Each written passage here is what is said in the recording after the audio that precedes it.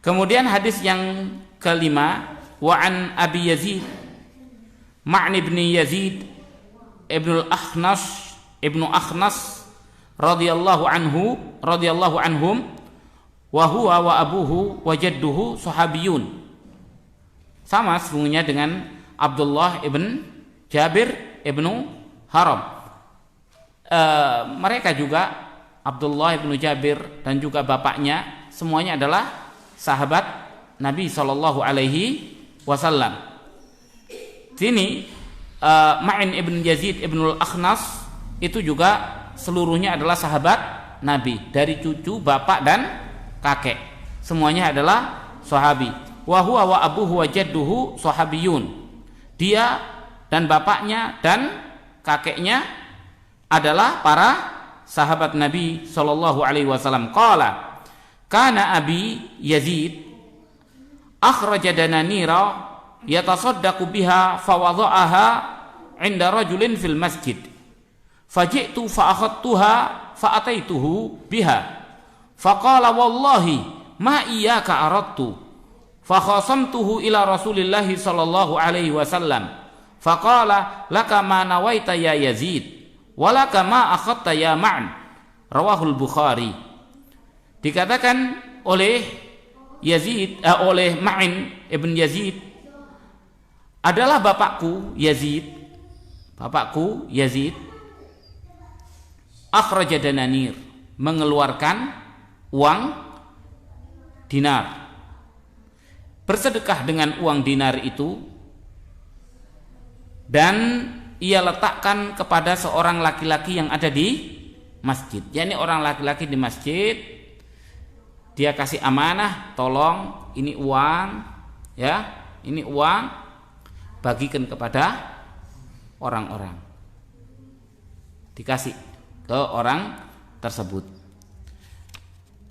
Kemudian faji'tu, maka anaknya melihat ada orang bagi uang,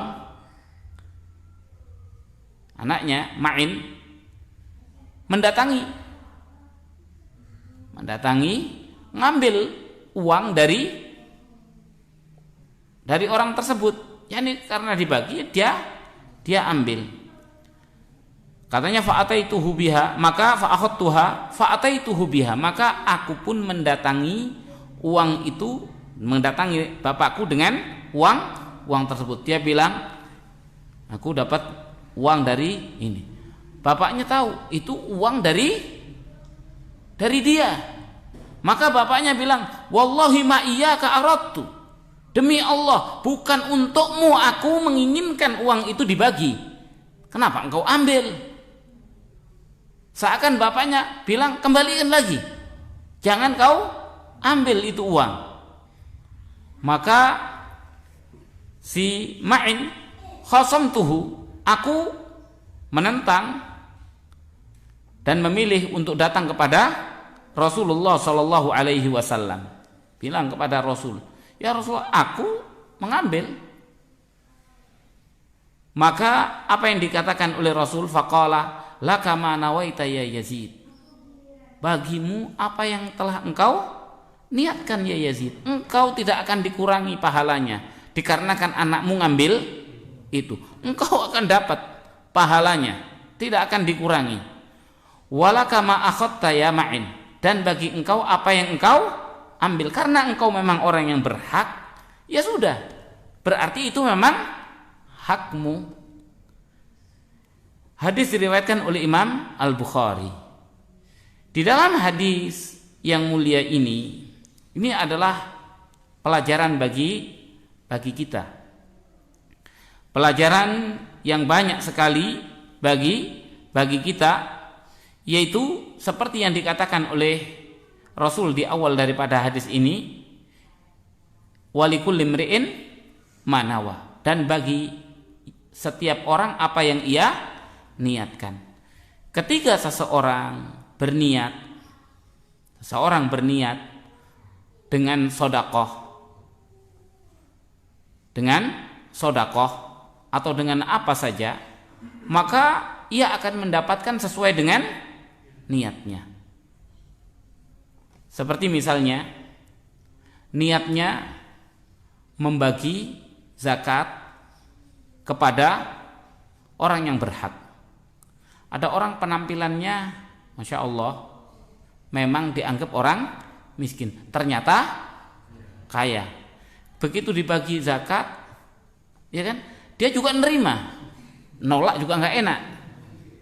Dia nerima, sudah terima, baru tahu kemudian ternyata keluar dari masjid naik Mercy.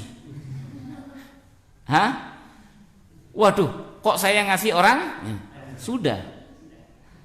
Zakatnya tetap sah karena ia membagi sesuai dengan yang dia niatkan.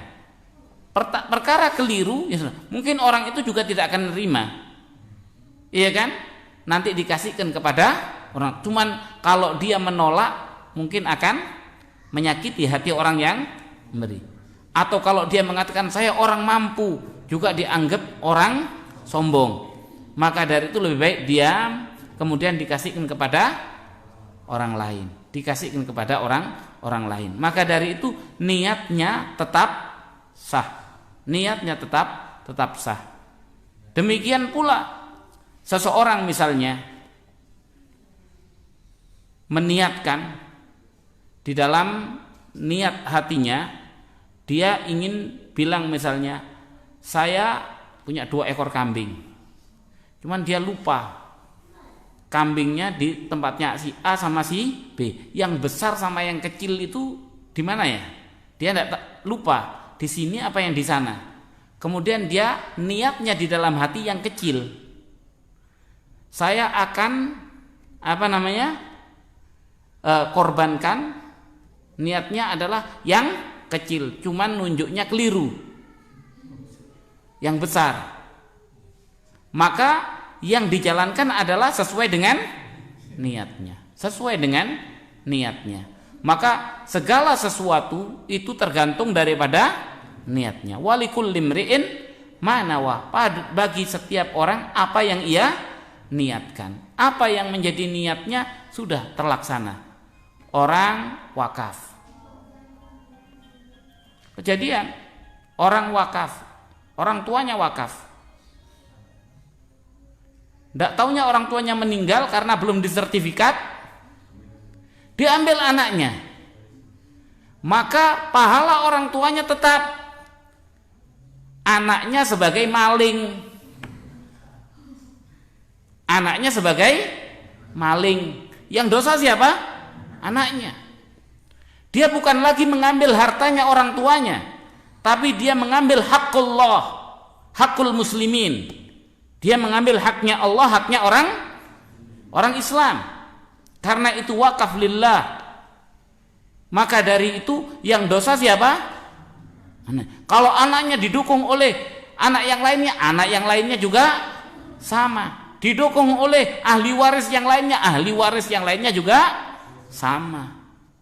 Maka dari itu pahala bagi orang tuanya sesuai dengan apa yang dia niatkan. Adapun anak itu bukan mengambil hartanya siapa? Harta bapaknya. Ini harta bapak saya, enggak. Anda mengambil hartanya Allah. Apalagi yang sudah terjadi adalah bapaknya wakaf untuk masjid. Bapaknya wakaf untuk masjid dan sudah didirikan masjid. Masjidnya ditutup. Dia pindahkan masjidnya ke dalam gang. Ini terjadi. Saya ganti, jangan yang ini.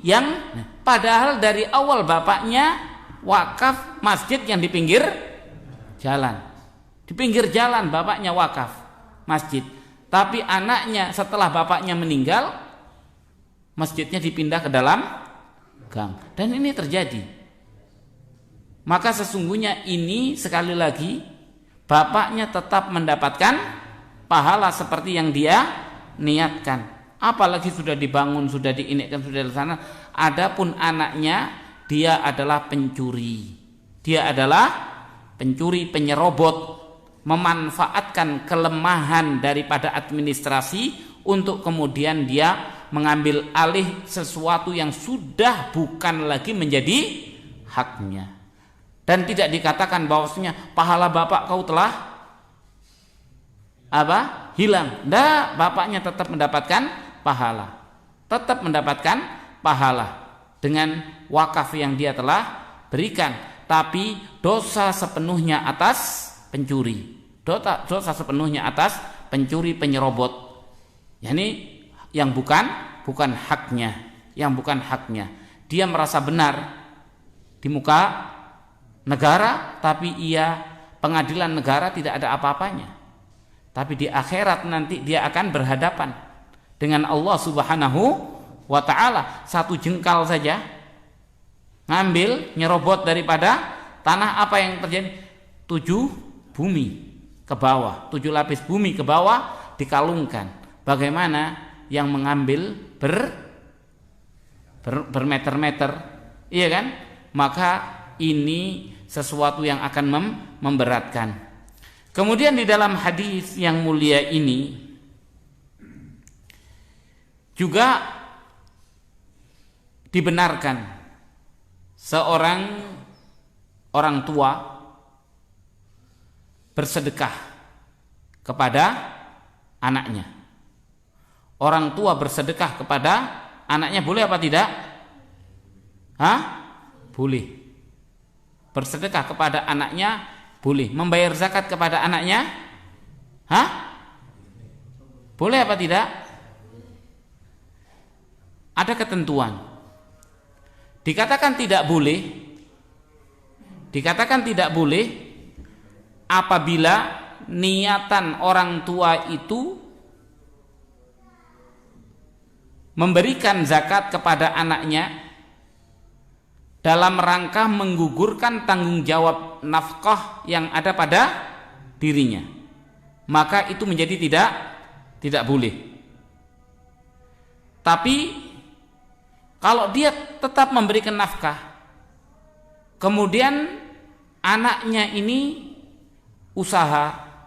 usahanya bangkrut total, tidak punya apa-apa, bahkan utangnya banyak, kemudian orang tua ini tetap memberikan nafkah, dan untuk masalah utang itu kemudian zakat daripada orang tuanya dipakai nutupi hutangnya anaknya, maka boleh yang seperti itu. Sebab niatnya adalah sama, dia pun juga berhak menerima zakat dari orang lain. Tapi kalau niatnya adalah dalam rangka untuk agar supaya orang tua itu tidak memberikan nafkah, maka itu tidak boleh. Maka itu tidak boleh. Tapi kalau niatnya adalah karena memang dia orang yang berhak, karena suatu kondisi keadaan yang memang dia semestinya juga mendapatkan dari harta zakat orang lain, maka dalam hal ini boleh saja. Hal ini didasarkan atas hadisnya Ibnu Mas'ud radhiyallahu anhu, yang mana istrinya Abdullah Ibnu Mas'ud punya perhiasan. Abdullah Ibnu Mas'ud ini orang laki-laki yang bukan orang kaya. Istrinya punya harta. Istrinya mau bersodakoh. Katanya Ibnu Mas'ud, kemana? Mau sodakoh ini. Sungguhnya aku dan anak-anakmu lebih berhak, katanya. Aku dan anak-anakmu lebih berhak. Nggak bisa, katanya. Lebih berhak. Nggak, sampai aku tanya kepada Rasulullah Shallallahu Alaihi Wasallam. Kemudian tanya kepada Rasul mengatakan apa? Shadaqah Ibnu Mas'ud. Telah benar Abdullah Ibnu Mas'ud. Dikatakan di sini bahwasanya boleh bersedekah itu karena memang untuk ini. Seperti halnya apabila anak-anaknya kelaparan, dia punya harta yang yang memang dia punya untuk bersedekah, maka sedekah yang paling utama adalah kepada keluarganya. Makanya sedekah kepada sanak famili juga lebih utama. Yang penting adalah kewajiban tetap berjalan. Kewajiban kita tetap berjalan. Tidak boleh seseorang itu mengambil harta zakat yang kemudian niatan dia adalah untuk menutupi memberi nafkah kepada orang tuanya dari harta zakat. Orang tuanya, dia punya orang tua, diambilkan untuk memberikan nafkah orang tua dari mana? Dari zakatnya dia. Ini, sudah saya transfer setiap bulan ke orang tua saya sekian, jadi dikurangi hitungan zakatnya. Orang tua saya ini, kemudian untuk SPP anak saya juga dikurangi dari zakatnya. Akhirnya diperuntukkan untuk fakir miskin hanya sedikit, hartanya miliar-miliar, giliran mengeluarkan zakat cuman sedikit sekali. Maka ini berbohong kepada Allah Subhanahu wa ta'ala. Tidak ada yang lebih nikmat daripada bertakwa kepada Allah Subhanahu wa ta'ala. Makanya kebanyakan manusia ini tidak merasa cukup dengan apa yang Allah beri, dan tidak merasa bahwasannya apa yang Allah berikan kepada kita itu jauh lebih banyak daripada apa yang Allah haruskan untuk dikeluarkan. Coba Allah menyuruh kita mengeluarkan berapa?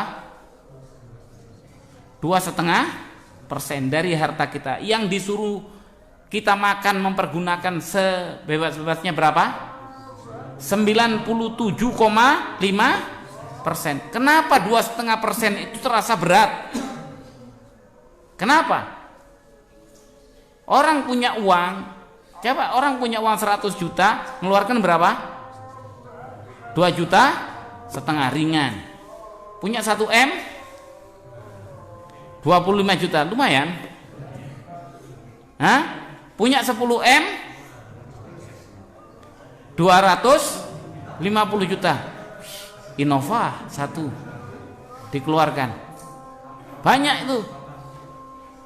Dia tidak pernah melihat giliran ngelihat banyak, tapi giliran apa yang dia miliki dia tidak pernah hargai. Menghargai apa yang menjadi hak Allah dan tidak menghargai apa yang dia miliki. Matanya buta.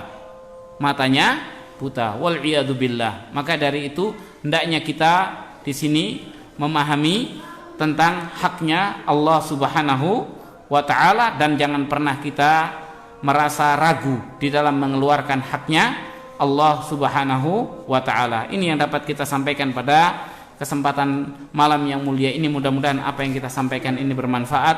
Wabillahi taufiq wal hidayah.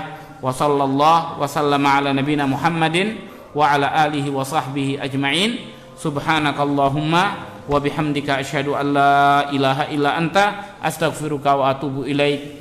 Wassalamualaikum warahmatullahi wabarakatuh.